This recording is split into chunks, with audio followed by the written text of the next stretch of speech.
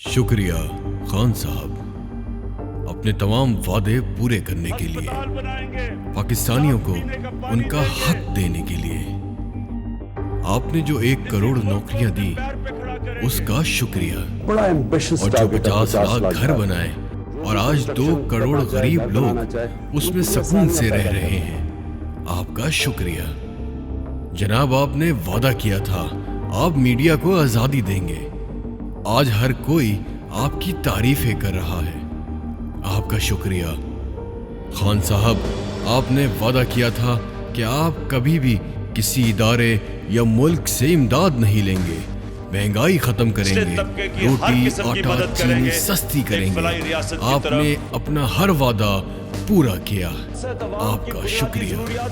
रियासत मदीना में अदल होगा, इंसाफ होगा, कोई भूखा नहीं सोएगा। आप किसी के आलाए कार नहीं बनेंगे, नौजवानों की हुकूमत होगी, पेट्रोल 60 रुपए लीटर होगा।